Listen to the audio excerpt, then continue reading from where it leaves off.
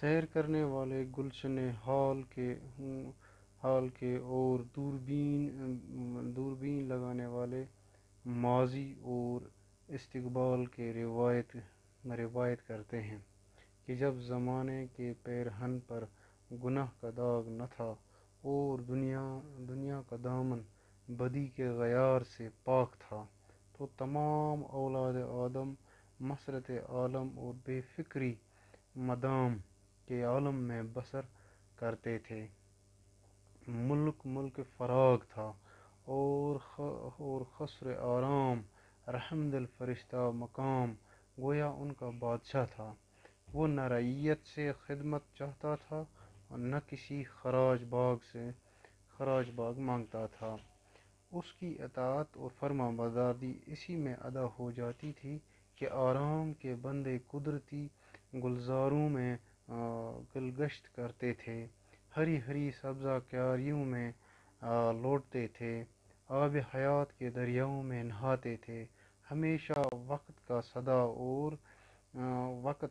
صبح اور صدا موسم بہار کا رہتا تھا۔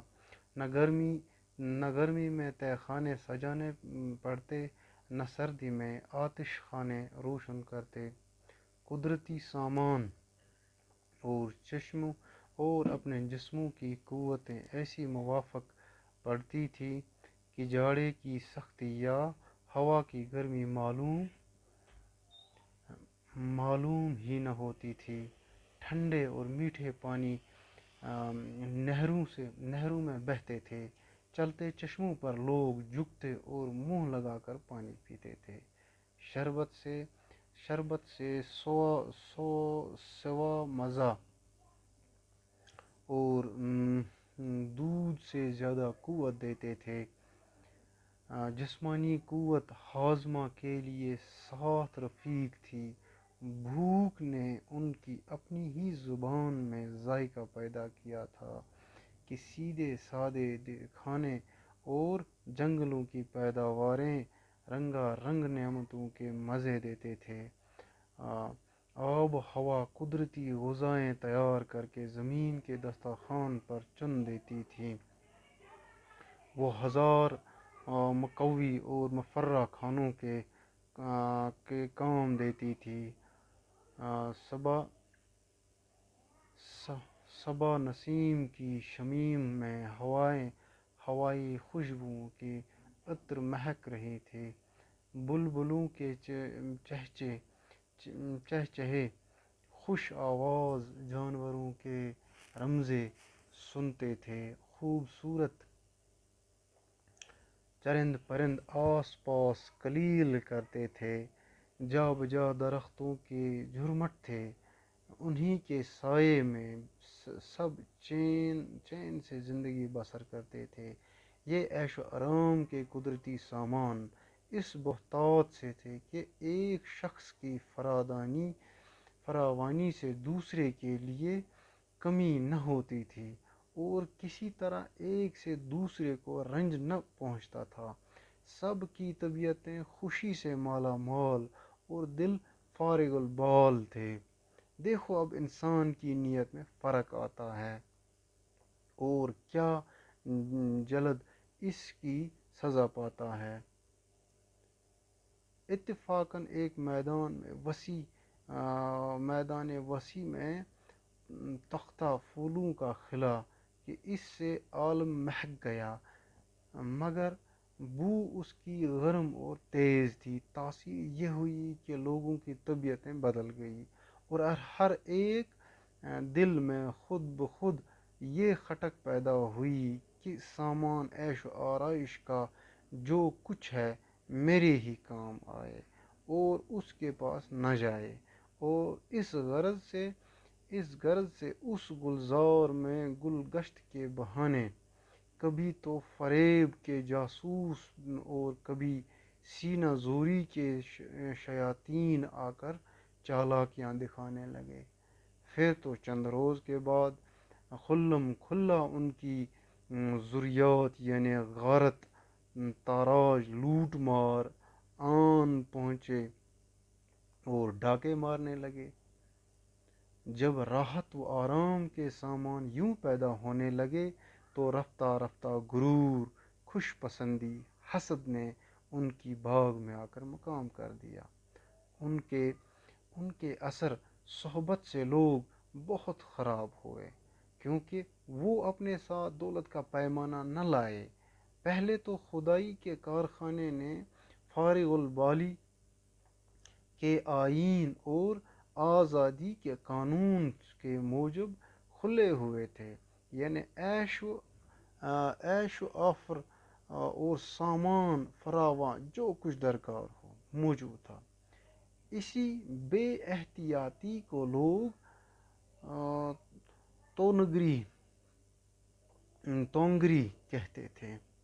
پھر یہ سمجھنے لگے کہ اگر ہمارے پاس ہر شے ضرورت سے زیادہ ہو اور ہمیں اس کی حاجت بھی ہو یا نہ ہو، لیکن تونگر ہم جبھی ہوں گے جب کہ ہمسایہ ہمارا محتاج ہوگا۔ ہر چند اس بیچارے ضرورت کے مارے کو خرچوں کی کثرت اور ضرورتوں کی شدت سے زیادہ سامان لینا پڑا ہو، مگر انہیں جب ہمسائے خوشحال نظر آتے تھے تو جل جاتے تھے اور اپنے تئیں محتاج خیال کرتے تھے۔ جہاں لوٹ مار اور غارت و تاراج کا قدم آئے وہاں احتیاج و افلاس نہ ہو تو کیا ہو۔ اب بدنیتی کی سزا یہ ہوئی کہ احتیاج اور افلاس نے بزرگانہ لباس پہنا اور ایک پیر زادے پیر زادے بن کر آئے۔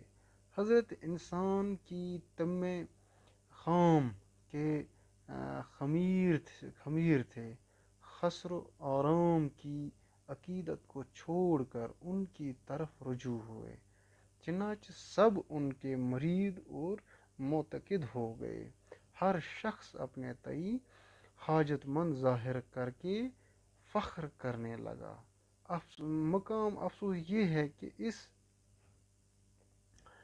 اس بدنیت نحس قدم کے آنے سے ملک فراغ کا رنگ بالکل بدل گیا، یعنی انواع و اقسام کی حاجتوں نے لوگوں کو آن گھیرا۔ سال میں 4 موسم ہو گئے، زمین بنجر ہو گئی، میوے کم ہونے لگے، ساگ پات اور موٹی قسم کے نباتات پر گزران ٹھہری۔ خزاں کے موسم میں کچھ برے بھلے اناج بھی پیدا ہونے لگے، لیکن جاڑے نے بالکل ناچار کر دیا۔ کبھی کبھی قحط سالی کانڈی ول چڑھا آتا۔ اسی لشکر میں وبا و امراض گول کے گول بیماریاں اپنے ساتھ لے کر آتے اور تمام ملک میں پھیل جاتے۔ غرض عالم میں ایسا تہلکہ بڑھا کہ اگر ملک فراغ کے انتظام میں نئی اصلاح نہ کی جاتی تو یک قلم برباد ہو جاتا۔ سب دکھ تو سہ سکتے تھے، مگر قحط کی مصیبت غضب تھی، چونکہ یہ ساری نحوستیں احتیاج اور افلاس کی نحوست سے نصیب ہوئی تھیں، اس لیے سب اپنے کیے پر بہت پچھتاتے۔ اب پچھتانے سے کیا حاصل ہے؟ ہاں، ہمت کرو اور محنت کرو، محنت پر کمر باندھو۔ عالم کا رنگ بے رنگ دیکھ کر تدبیر اور مشورہ دو تجزیہ کار دنیا سے کنارہ کش ہو گئے اور ایک سیب کے درخت میں جھولا ڈالے الگ باغ میں جھولا کرتے تھے۔ البتہ جو صاحب ضرورت ان کے پاس جاتا اسے صلاح مناسب بتا دیا کرتے تھے۔ سب مل کر ان کے پاس گئے کہ برائے خدا کوئی ایسی راہ نکالیے جس سے احتیاج و افلاس کی بلا سے بندگان خدا کو نجات ہو۔ وہ بہت خفا ہوئے اور کہا کہ اپنے کیے کا علاج نہیں۔ خسر آرام ایک فرشتہ سیرت بادشاہ تھا۔ تم نے اس کا شکرانہ اور حق شکرانہ ادا نہ کیا اور اس آفت کو اپنے ہاتھوں سر پر لیا۔ یہ افلاس ایسی بری بلا ہے کہ انسان کو بے کس اور بے بس کر دیتی ہے۔ مانگتے مانگے کے سوا خود اس کا کچھ پیشہ نہیں۔ دیکھو اس نے ملک فراق کو کیسا تباہ کر دیا اور دلوں کے باغ ہرے بھرے ویران ہو جاتے ہیں۔ اب اس کے نکلے کی کوئی صورت سمجھ نہیں آتی ہے مگر یہ کہ ہم نے سنا ہے احتیاج و افلاس کا ایک بیٹا بھی ہے جس کا نام محنت پسند خردمند ہے۔ اس کا رنگ ڈھنگ کچھ اور ہے کیونکہ اس نے امید کا دودھ پیا ہے۔ ہنرمندی نے اسے پالا ہے، کمال کا شاگرد ہے۔ ہو سکے تو جا کر اس کی خدمت کرو، اگرچہ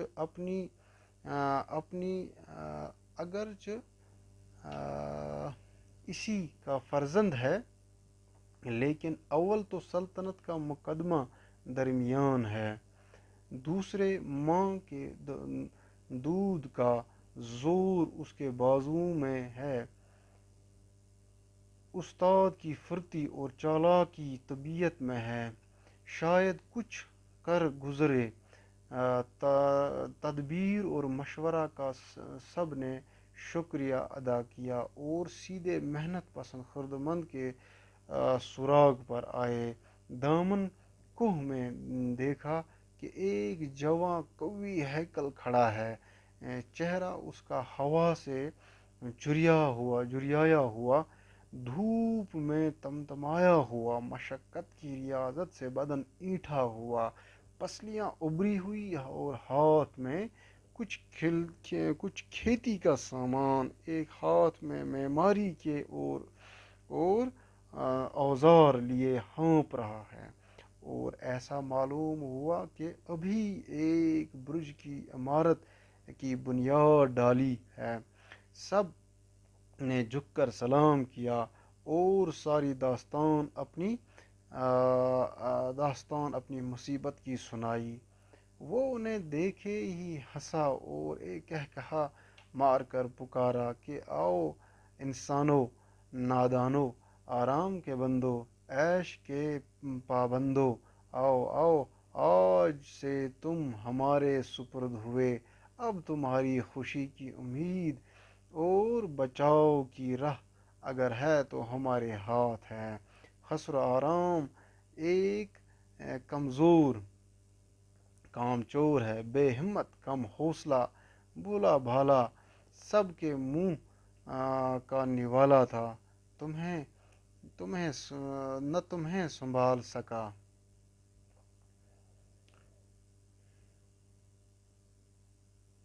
نہ مصیبت سے نکال سکا، بیماری اور قحط سالی کا ایک ریلا بھی نہ ٹال سکا، پہلے ہی حملے میں تمہیں چھوڑ دیا اور ایسا بھاگا کہ پھر مڑ کر نہ دیکھا، سلطنت کو ہاتھ سے کھویا اور تم کو مانجندار میں ڈبویا۔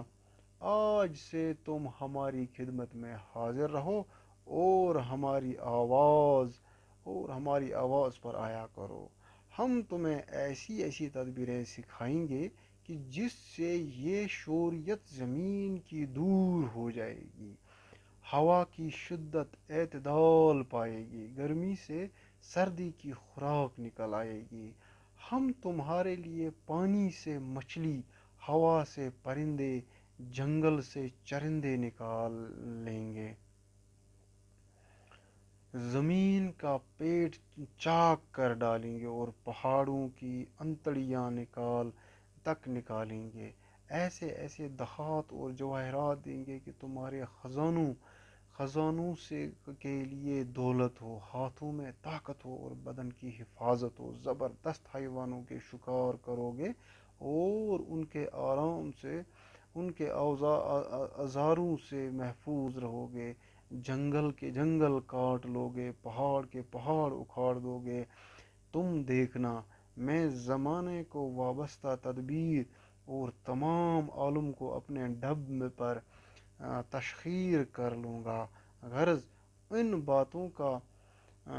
باتوں سے سب کو دلوں کو لبھا لیا،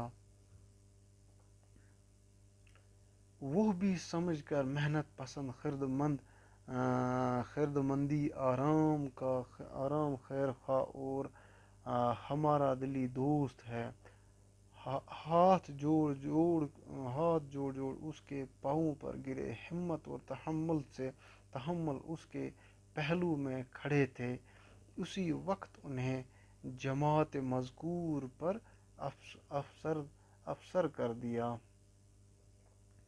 دیا۔ ایک حضرت انسانی، قدرتی گلزاروں کی بہار تو دیکھ چکے، اب اپنی دستکاریوں کی گلکاریاں دیکھو۔ الغرض ہمت اور تحمل ان سب کو جنگلوں اور پہاڑوں میں لے گئے، کانوں کا کھودنا، اتار چڑھاؤ کا ہموار کرنا، تالابوں سے پانی سینچنا، دریاؤں کی دھاروں کا رخ پھیرنا سب سکھایا۔ لوگوں کے دلوں پر اس کی بات کا ایسا اثر ہوا کہ سب دفعتاً کمریں باندھ آنکھیں بند کر دیمک کی طرح روئے زمین کو لپٹ گئے۔ عالم صورت چند روز میں رنگ نکال لیا، مگر نئے ڈھنگ سے، یعنی ساری زمین شہر قصبوں اور گاؤں سے بھر گئی، کھیت اناج اور باغ میووں سے مالا مال ہو گئے، شہروں میں بازار لگ گئے، عمارتیں آسمان تک باتیں کرنے لگی، گھر آباد ہو گئے، جدھر دیکھو ڈالیوں اور گلزاروں میں میوے دھرے، دسترخوانوں گھروں میں سجے، ذخیرے غلوں سے بھرے، کیا گھر کیا باہر اس کے سوا اور کچھ نظر نہ آتا تھا۔ غرض محنت پسند خردمند نے اس فرما بردار رعیت کی بدولت یہ کامیابیاں اور فتوحات نمایاں حاصل کر کے سلطان محنت پسند کا لقب حاصل کیا اور جا بجا ملک اور شہر قائم کر کے اپنی سلطنت جمائی۔ اے محنت کشو، محنت کی بھی ایک حد ہے، آخر ایسا تھکو گے کہ گر پڑو گے۔ سلطان محنت پسند اپنے ملک میں ہمیشہ دورہ کرتا رہتا تھا، اتفاقاً اس کی سواری ایک کوہستان میں گزری، وہاں میووں کی بہتات اور پانی کے چشمے جیسے اب حیات، ہرے ہرے سبزے، درختوں کے سائے، ٹھنڈی ٹھنڈی ہوائیں، خوبصورت جانور کلیل کر رہے تھے۔ یہ جگہ بہت بھائی چاہا کہ کوئی دم ٹھہرے اور دم لے، اتفاقاً وہاں سے ایک ایسی قوم سے سامنا ہو گیا جس کی کثرت دامبوا کا کچھ ٹھکانہ نہ تھا، مگر سب کے سب سنت و ناطاقتی سے زمین میں بچھے جاتے تھے، ان میں سے تھکن اور سستی کی وبا پھیلی ہوئی تھی اور ناتوانی سے ان پر سردار تھی۔ صورت اس کی یہ کہ آنکھیں میٹھی ہوئی آنکھیں بیٹھی ہوئی، چہرہ مرجھایا ہوا، رنگ زرد، منہ پر جھریاں پڑی، کمر جھکی، گوشت بدن کا خشک، ہڈیاں نکلی ہوئی۔ غرض دیکھا کہ سب ہانپے کانپے، روتے بسورتے، آہ آہ کرتے چلے جاتے۔ ان کی آوازیں ہی سن کر لوگوں کے دل مردہ اور جی افسردہ ہو جاتے تھے۔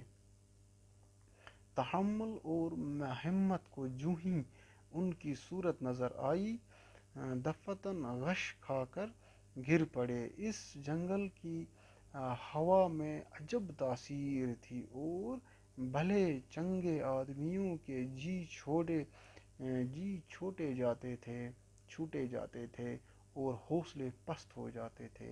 سب کے ہتھیار اور اوزار ہاتھوں سے چھٹ پڑے، بتیرا دلوں کو سنبھال لیتے تھے، مگر دل قابو میں نہ آتے تھے۔ اس حال کو دیکھ کر سب کی عقل جاتی رہی، اور پھر نئے سرے سے اپنے حال پر افسوس کرنے لگے کہ ہائے ہائے، ملک فراغ کو کیوں چھوڑا، اور خسر آرام کی اطاعت سے کیوں منہ موڑا۔ آپس میں صلاح کی، اب کیا کرنا چاہیے۔ آخر مصلحت یہ ٹھہری کہ چلو پھر اپنی قدیمی بادشاہ خسر آرام کی خدمت میں چل کر سلام کرو، اور باقی زندگی جس طرح ہو اس کی اطاعت میں بسر کرو۔ جو آسائش کے قدرتی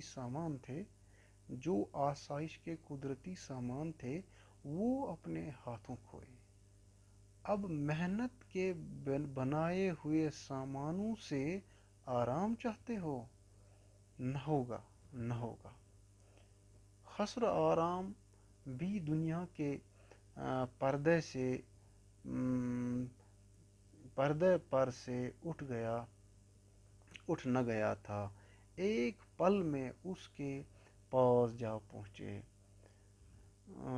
غدر تقصیر میں عرض کیا کہ جو کچھ ہم نے محنت کی مدد سے حاصل کیا تھا وہ سب نذر ہے، ہمیں حضور اطاعت میں قبول فرمائے۔ یہاں خسر آرام نے بھی اب دربار کا آئین کچھ اور کر دیا تھا۔ تکلف، آرائش، بناؤ سنگھار، عیش آرام، بہت سے لوگ رکن دربار ہو گئے تھے۔ قدرتی سبزہ زار اور خدائی مرغزاروں کو چھوڑ کر محلوں میں جا کر بیٹھا تھا، بالا خانوں اور دیوا خانوں میں رہتا تھا، خانہ باغوں کی روشوں پر گل گشت کرتا تھا، جھاڑوں میں نرم بستروں اور گرم مکانوں میں سوتا تھا، گرمیوں میں تکلف کے تہ خانوں میں جاتا تھا، اور بناوٹ کے فوارے سے سامنے چھٹا کرتے، باوجود اس کے کہ کوئی نعمت مزہ نہ دیتی تھی اور کوئی غذا انگن سے نہ لگتی تھی۔ سب کچھ موجود تھا، مگر خاطر خواہ خوشی ایک بات سے بھی نہ حاصل ہوتی تھی۔ غرض ملک فراغ میں جو اس کے انتظام اور آزادی کا لطف تھا وہ نہ رہا، کیونکہ سلطان محنت پسند کے زیر حکم رہ کر لوگ خالی بیٹھے سے بھی گھبراتے تھے، اور جسے خوشحالی اور فارغ البالی کہتے ہیں وہ کسی طرح نہ حاصل تھی۔ آرام کے بندو، دیکھو بہت آرام بہت سی خرابیاں پیدا کرتا ہے۔ آرام شاہ کے وزیر اعظم عیش اور نشاط نام دو شخص ہوتے تھے، مگر عیش نے دغا کی، کیونکہ مرض ایک بڑا غنیم سلطنت کا تھا۔ وہ مدت سے ملک آرام کے در پہ تھا، چنانچہ مرض نے عیش سے سازش کی اور ایک رات یکا یک قلعہ جسم پر کمند ڈال کر شبستان شاہی میں آ پہنچا۔ جب مرض آیا تو آرام کجا، آرام نے دشمن کو بلائے ناگہانی کی طرح سر پر دیکھا، گھبرا گیا اور ناچار بھاگنا پڑا۔ ان دونوں نمک حراموں نے سلطنت پر قبضہ کر لیا اور عیش و نشاط کی بدولت تمام عالم اجسام امراض اور بیماری میں مبتلا ہو گیا۔ مرض کے سوا کوئی اندرونی مفسد اور بھی سلطنت کے بدخواہ تھے۔ چنانچہ ایک سیری تھی، دوسرے اکتاہٹ، وہ بھی ملک کے دعوے سے ملکہ بننا چاہتی تھی۔ دیکھنے کو بڑا سا پیٹ بہت پھولا تھا، لیکن حقیقت میں کچھ نہیں، فقط پھوس کا پولا تھا۔ انہیں کوئی چیز مزہ نہیں دیتی تھی، وہ ہمیشہ ہر چیز سے دل بیزار اور جی بھرا رہتا تھا۔ ان کی مصیبت میں ایک بددماغی اور دوسری بیزاری تھی کہ 8 پہر منہ بنائے اور تیوری چڑھائے الگ کرسی پر بیٹھی رہتی تھی۔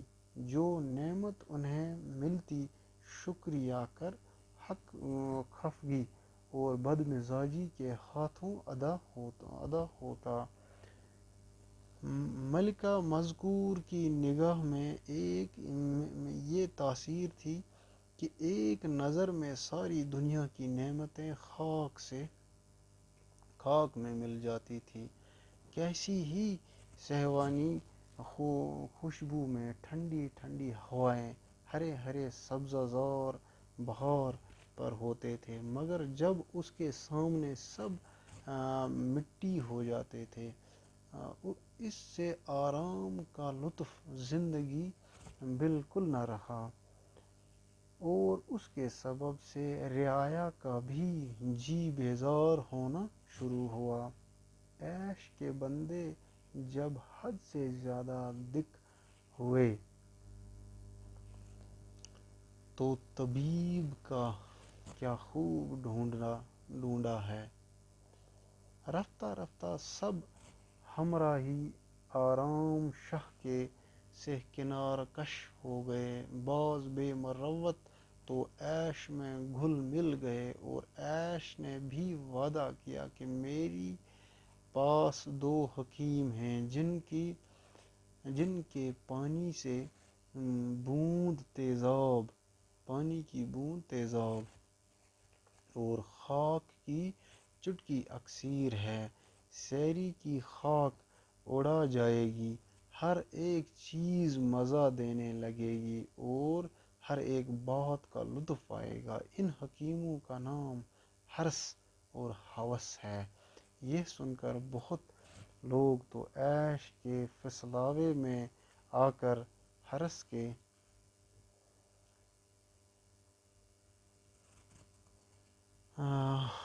پیچ میں پھنس گئے، جو عاقبت اندیش دانا تھے۔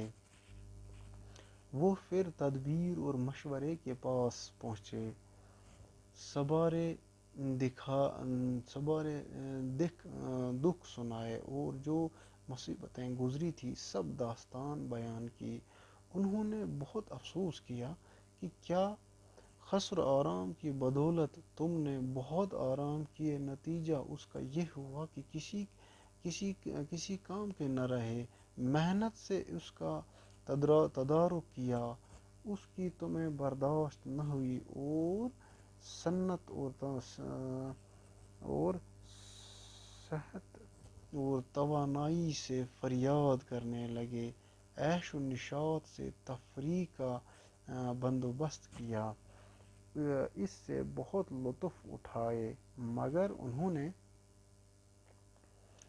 انہوں نے یہ سلوک کیا کہ امراض کے حوالے کر دیا اور آپ الگ ہو گئے، جس سے جس سے جس سے سب کی زندگی کا مزہ جاتا رہا۔ ہم تمہارے معاملے میں حیران ہیں کہ کیا کریں۔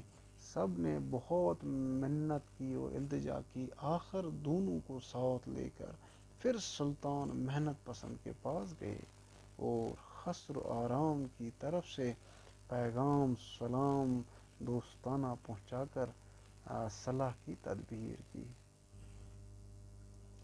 محنت کش ہزار ہمت کرے مگر کوئی نہ کوئی دشمن اس کے پیچھے بھی لگا ہوتا ہے۔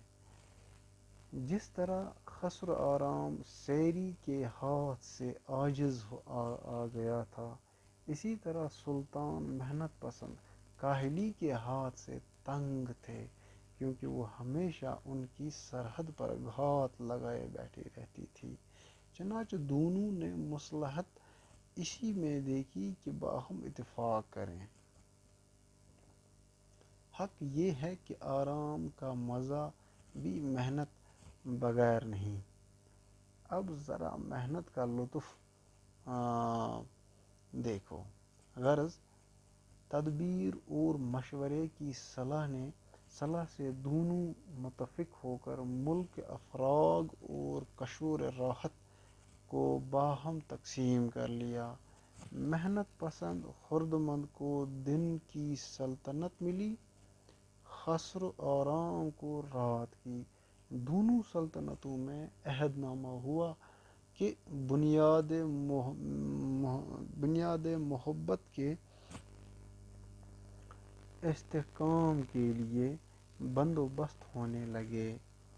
چند روز کے بعد مشورہ کی وکالت سے یہ تجویز ٹھہری کہ خسر و آرام کی شادی سلطان محنت پسند کے خاندان میں ہو جائے۔ محنت پسند نے کہا کہ آپ کے اہل دربار میں بعض اشخاص سلطنت کے خلاف مصلحت ہیں، اس واسطے جب تک آپ انہیں خارج نہ کریں گے مجھے یہ امر منظور نہیں۔ خسر آرام نے کہا کہ جس کو تم کہو اسی وقت جلا وطن کر دو۔ چنانچہ مشورہ وغیرہ مشیروں کی صلاح سے راحت، تکلف، بھناؤ، سنگھار وغیرہ سب نکالے گئے۔ ایک دن رسم شادی کی کہ وہ سیدھی سادی تھی سر انجام ہو گئی اور دونوں سرکاروں کا انتظام ایک ہو گیا۔ جب آرام اور محنت دونوں اعتدال سے ہوں تو کیوں صحت حاصل نہ ہو۔ اتفاق کو خدا نے بڑی برکت دی۔ چند روز کے بعد خسر آرام کے ہاں ایک بیٹا پیدا ہوا جس کا نام صحت شاہ رکھا گیا۔